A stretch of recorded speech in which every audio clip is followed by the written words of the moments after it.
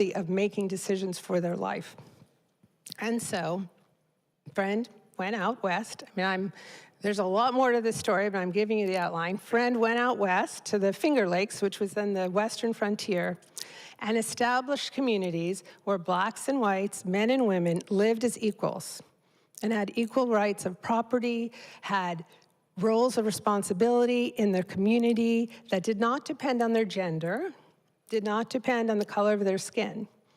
And it all goes back to Friend's belief that the flesh is a tabernacle.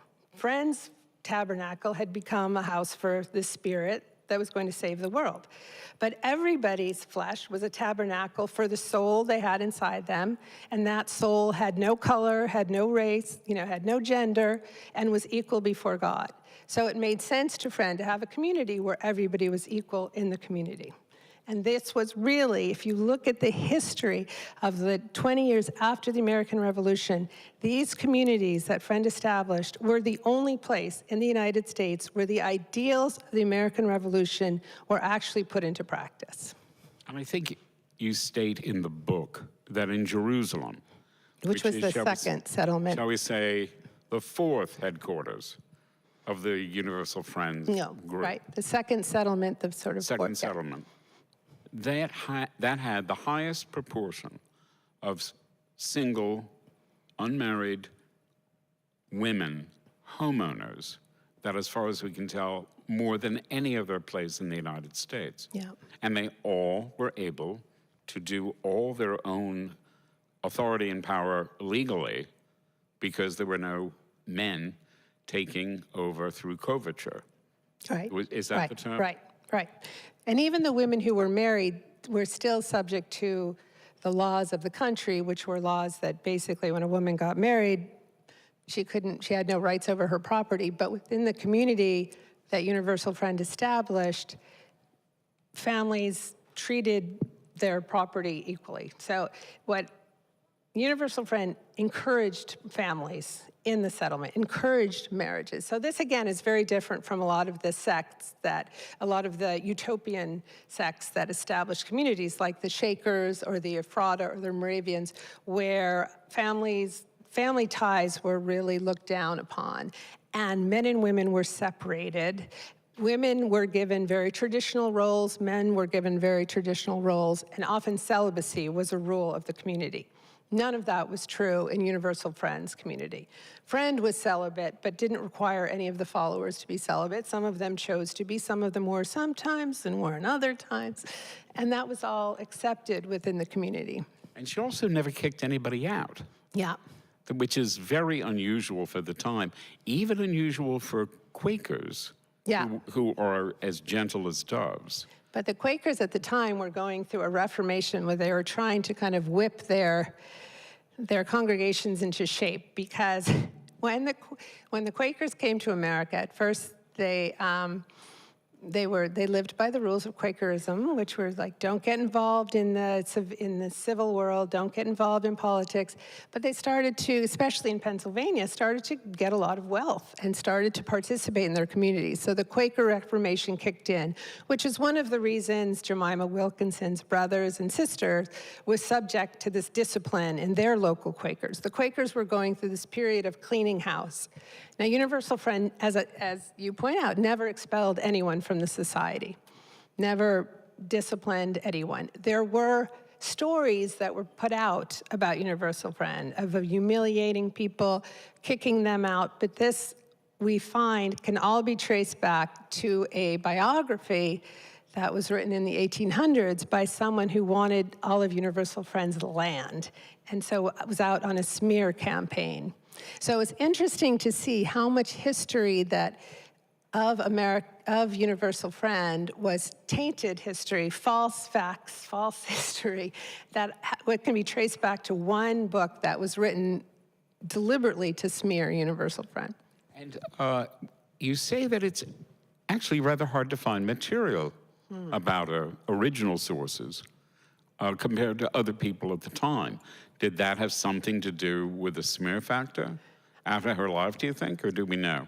I don't think so. I think Universal Friend was very well educated and kept a lot of notebooks and notes, but didn't write down any sermons at all. All the sermons that Universal Friend gave were off the top of her head, top of their head. They knew complete sections of the Bible by heart and would just go out and preach. Now, one interesting sort of story from early in Friend's ministry is that all these other ministers were publishing their sermons, and Friend didn't have any sermons. So Friend basically plagiarized some sermons and put out a book, and it was recognized that it was plagiarism, and Friend said, well, you know, the people would like those words better from me, so I didn't do anything wrong. But Friend was no saint, and in my book, I don't make this person out to be a perfect person or a saint, but there's no doubt that Friend was this incredibly disciplined and courageous and very determined person who sincerely believed that God had come and made a young woman a non-gendered messenger to spread the word of God. There was no fraud involved in that, and no one in the followers, none of the records that are kept, none of the letters ever give any indication that any of her followers ever thought that it was a fraud. Well, as a former lawyer, I have no problem with winging it. But would you mind, just to give people an idea of the quality of the writing? Give me my glasses. This is from, right here. No, I know. I need my glasses. Oh, I sorry. realize. Just the bracket that I have on the right side. How embarrassing. You told me you were going to do this, and I'd forgotten I need glasses. I'm sorry. I've got mine. 2.5? No. Okay. Much stronger. Okay, here we go. And, okay. Oh, okay. Whoa. Just with the brackets.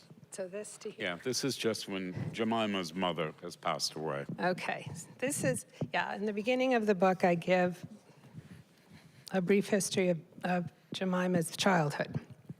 And Jemima's mother was named Amy. Amy Wilkinson died giving birth to her last child. Bereft at the loss of his wife, Jeremiah was left with the task of naming the baby. Unlike the names of the other Wilkinson children, Deborah wasn't a family name. Perhaps Jeremiah picked it from the Bible, a reference to the Deborah of the Old Testament, who was both prophet and warrior for her people. Without a mother to raise the girl, Jeremiah might have hoped the name would bless the infant with strength.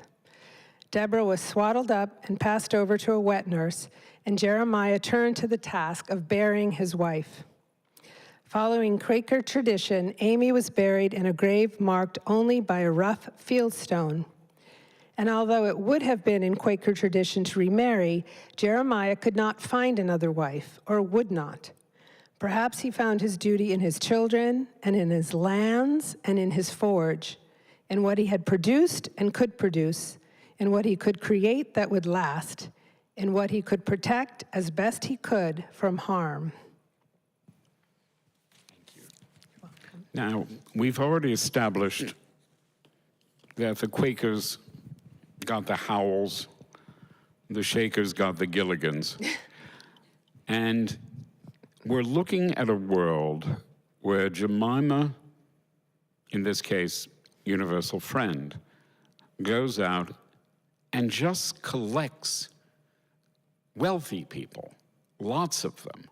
When she enters a town, she makes a splash because of the quality of her clothing. And she wears this long robe with her hair loose, so she's looking something like Jesus. And according to one French aristocrat who fought into a Philadelphia meeting house, he thought she was pretty darn good looking. He did. And she had apparently a captivating presence and just charisma to spare. Yes. All through that. Yes. But she moves from place to place. She makes a good settlement in Worcester, Pennsylvania. And then, because of various slanders, problems, and all that, she decides to go out to the wilderness. Now, you said she went up to the Finger Lakes. That I found absolutely harrowing in the book, because here are a group of people, some of whom have never done any farming whatsoever, Right. going out. They're writing letters to people they know. How do you plant vegetables? Yeah. And they are this close to starving. Yep. And they even have, as the Pilgrims did in Plymouth, a starving time, Yeah. where God only knows how so many of them made it through. And they didn't all make it through, but yeah. Yeah. Yeah. And in doing that, they forge a real community. But like Gilligan, or I should say unlike Gilligan, Gilligan doesn't have a mutineer, but she does. Yeah. What happened in the Finger Lakes? What happened in the Finger Lakes is that in the late 18th century, there was a big land rush to the western territories of the United States, in large part because the farmlands of New England had basically been overfarmed. And the farmlands of New England were largely quite hard to farm. You had to deal with a lot of rocks. That's why we have stone walls all over Connecticut, is from all those rocks. Well, the land in the Finger Lakes was beautiful, fertile, easy to grow crops on land. It was incredible land. Universal Friend and a lot of other Western people thought of the western part of New York, thought of the Finger Lake region as a wilderness. Now, in fact, for about 3 centuries, Native Americans had lived there, had farmed very successfully, had built buildings and homes and towns very successfully. Some of which had glass windows.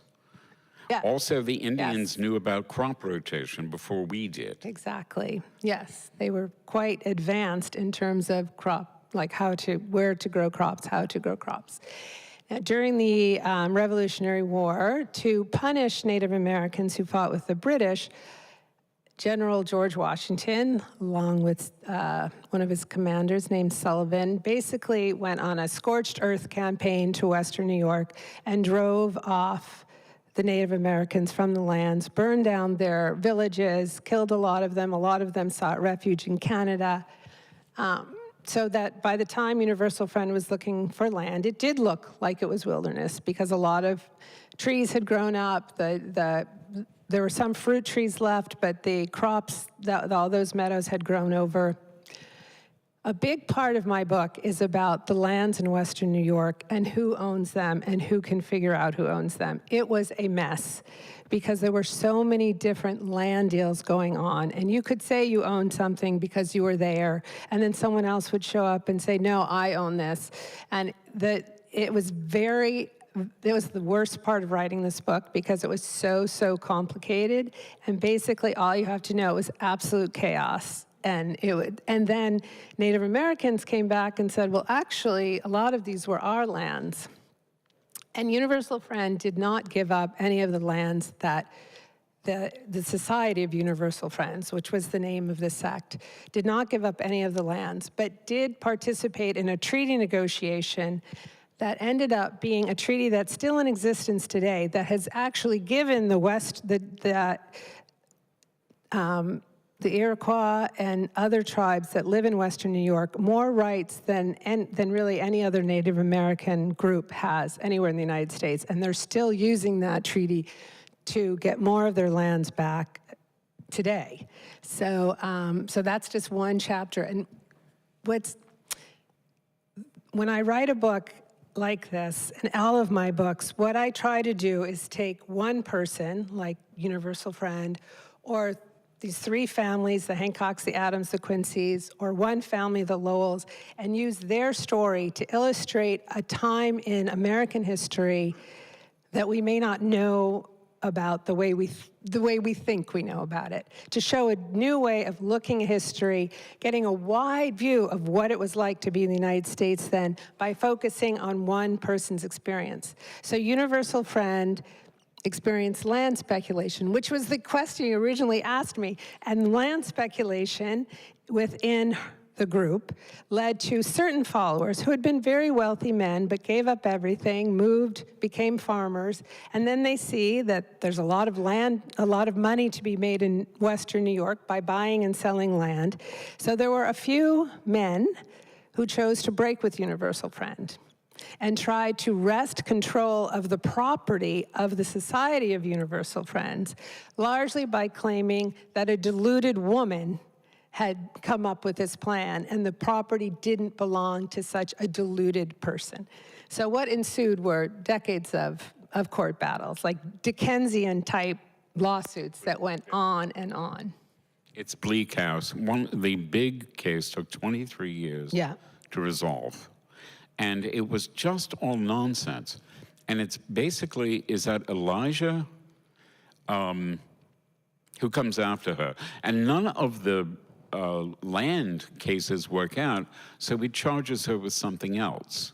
Yes, so former followers in 1800 got together. One had become a kind of judge, a magistrate, and one had become a sheriff, and together they cooked up a plan that they would arrest Universal Friend for blasphemy. So the very first case ever heard in this new country of the United States for blasphemy was brought against Universal Friend. And 3 judges in upstate New York, federal court, said, well, before we can decide whether Universal Friend is guilty of blasphemy, we have to consider the question whether blasphemy even exists anymore in this country where we have freedom of religion enshrined in our state constitutions and in our federal constitution. And they decided that, in fact, there could be no charge of blasphemy. And then they said to Universal Friend, would you like to say something? And Friend stood up and preached for like half an hour. And they said, oh, that was great. And Friend left.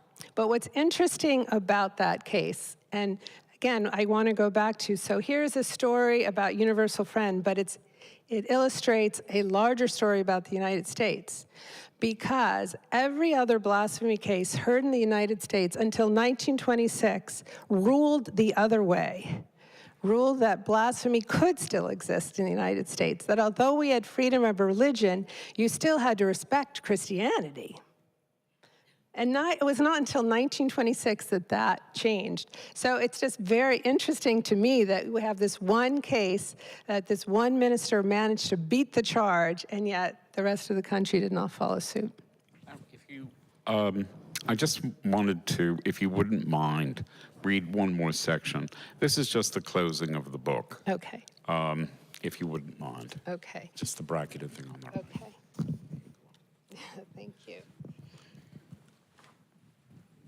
Okay, so Universal Friend dies in 1819. And that's pretty much when the book ends, although I do have an epilogue. On the rolling green hills of Jerusalem, and that was the second settlement and the largest settlement, on the rolling green hills of Jerusalem, beside the shimmering waters of Keuka Lake, a community founded and led by a non-binary minister flourished for a brief time.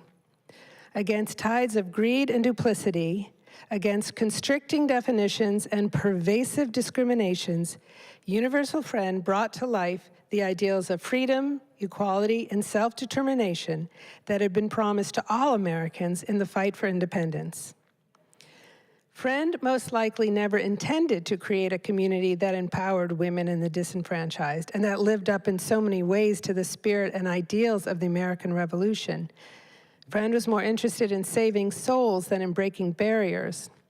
But there were those among the followers who did recognize what had been achieved in Jerusalem and described their minister as a saint in homespun whose hands rocked the cradle of the Republic. For almost half a century, Universal Friend provided a light of hope when many found themselves in darkness, and reassured them not only of the possibility of eternal salvation, but also of happiness now here on earth. The message, which Friend believed came directly from God to be conveyed to a lost and dying world, had been delivered. A message of repentance and salvation for the times in which Friend lived, but even more, a message of resilience and courage, and of resistance and perseverance for all times. The messenger had been called back, but the message would live on. Thank you so much. You're welcome. Now, you'd said earlier, when we were talking before, that the house is still there in Jerusalem. The third house of Universal Friend is in Keuka Lake, and I think it is still called Jerusalem. The township lines have been changed. But yeah, the house is still there. It's this magnificent 3-story house that had even like a burial vault. But bodies were only kept there before being buried somewhere else. So after Universal Friend died, there was a rumor that went about that there were doctors that wanted the body to investigate it to see whether it was male or female. So the followers quickly buried Universal Friend in a spot without a stone, which was the practice pretty much of the community anyway. And only the grave diggers knew where that plot was, and they told their sons, who told their sons, who told their sons, but that has been lost to history. So we don't know where the grave is, but the house is still there, and a Mennonite family lives there now, which is interesting to have this different spiritual group live there. Now, of course, Western New York became what was known as the burned over district. So a lot of religious sects were found home in Western New York. And of course, the Mormons were founded in saw the tablets, whatever they did, in Western New York. So it was an area that became prolific for having these sort of outlier sects. But Universal Friend was the first one. Now, if we were to go back to the house, and it's a nice evening, and you can go inside, and Universal Friend is still there, meets you at the door and asks you to come in. And she prepared dinner for you. She was an herbalist and a healer. Yep. What would you ask her? Or what would you want to say to her? I think I would say, boy, you should see us now.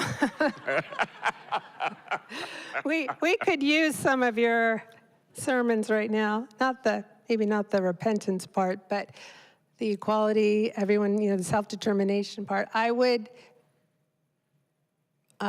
say you had a great story, and I hope I told it well. And I hope Friend would say, yes, you did a good job. Yes. She was always very gracious. Yes. So, and the amazing thing about it is just the number of strong, brave people that she called to herself and were able to support her and stick with her their entire lives.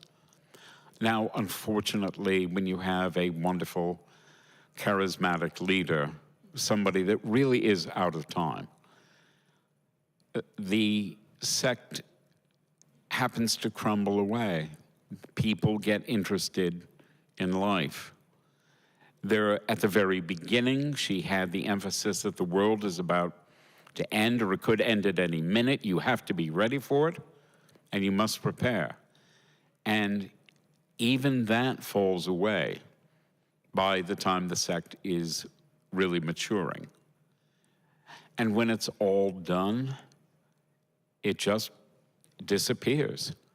And so we live with a major religious figure in American history, the first original American sect created, and we know nothing about her.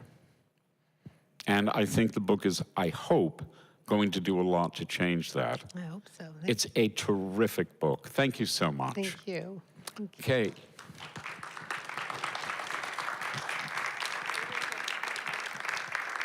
Thank you both so much. If anybody has any questions for Nina about the book or about anything else that might be going on, please come over here to the microphone so that we can record your question.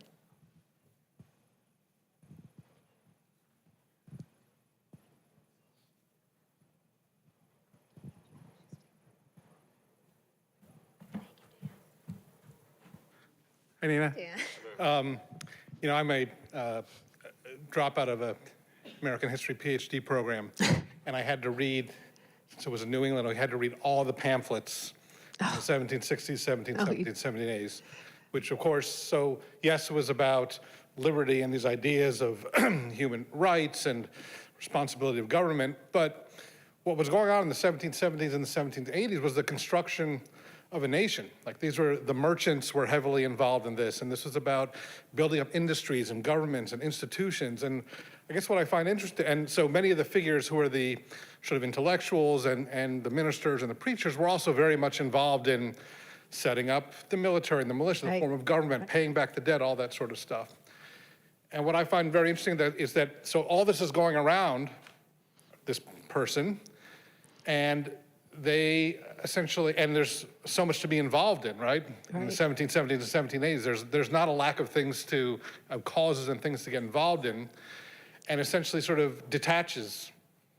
And this is someone who was, you know, Rhode Island was one of the white-hot centers of the revolution. There was much to be done there, a great deal of things happened, but this person kind of detached. And I guess, and those people are not sort of written about as much because of the story of the revolution as the story of everything else going on. Right.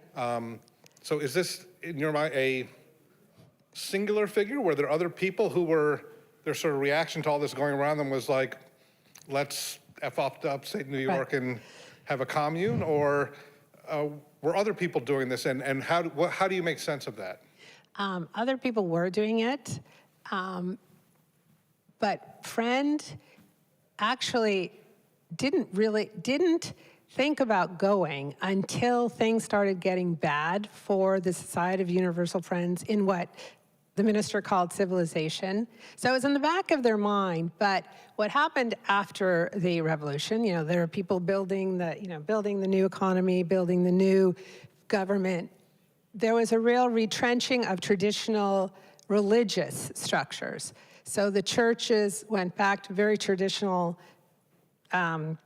ways of doing things, and the sects that had arisen in the years leading up to the revolution, the New Light sects and the other new kind of religious societies, started to be viewed very suspiciously by the authorities.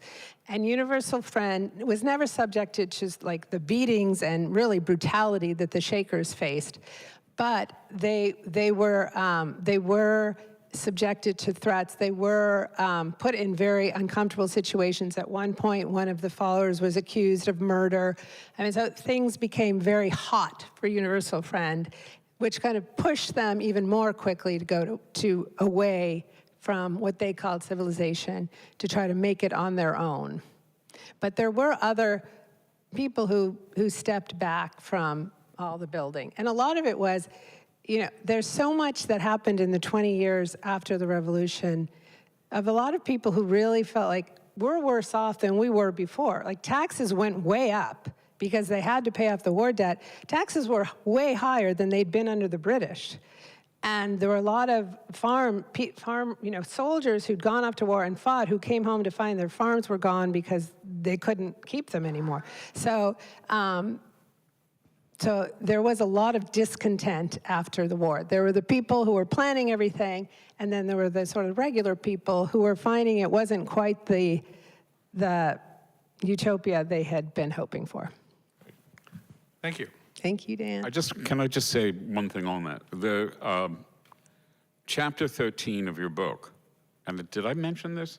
It is, if you're looking for a concise, clear explanation of the hellscape of the financial situation of the United States just after the war, your description of it in that chapter is the clearest I've ever seen. Thank you. Clear, concise, entertaining, and just perfectly done. And as a lawyer and amateur historian, I thank you for that. You're welcome. Also, I think you should say something about the Ephrata. Oh. As far as other groups. Well, there was a group in Pennsylvania who were the Ephrata, who did believe very much in celibacy and who were a very quirky sect, but they were also incredible singers.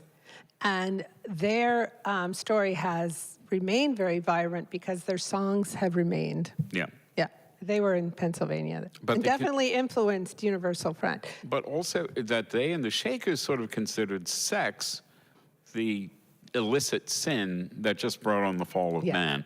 Therefore, you just shouldn't ever do it. And so the sect just dies out. Yeah, there are still 2 Shakers, apparently. And I'm also according with to the the- Shakers. Yeah. And I also want to mention Abner. Okay. As far as going out on your own. She had very devoted followers, and it was amazing. I think it was by 1776, half or more than half of the Quaker preachers in Philadelphia, 1780. Yeah. 1780, are women. And the Quakers even want Universal Friend to come back, but Friend is not really interested in doing that, and being given this sort of minister status that wasn't a real status. Yeah. Okay, but Abner another time, sir. Yeah. Hello. Hello, Will. I think you started to answer some of this, but as you were talking, I was just trying to work out, was this group detached, more integrated with the economy and the people around them? Were they trying to create a sort of nirvana of some future together? Can you just elaborate a little bit about that? They were not trying to create an isolated, utopian community. They wanted to be integrated within the larger scene of Western New York. So they were farmers who not only farmed for themselves, but engaged in trade. They built the first mill in Western New York, which was a huge boon in the Finger Lakes area, which was a huge boon for everyone around them. And they allowed anyone who wanted to come and pay and use the mill to use the mill. So they did not cut themselves off. And in fact, within the community, some people just stopped going to meetings. And that was okay with Universal Friend. You know, the spouse would still go, but the wife might stay home. The kids maybe weren't such believers, but they still lived in the community and were viewed by Universal Friend as still part of the family. So that again is unlike so many other of these communities where you really had to follow these rigid rules of behavior in order to be allowed to stay. But Universal Friend was, well, if everybody's getting along and everybody's being productive, that's okay. We're going to make it work. Does that answer your question? Say yes, Will. Yes, I'll say yes for him.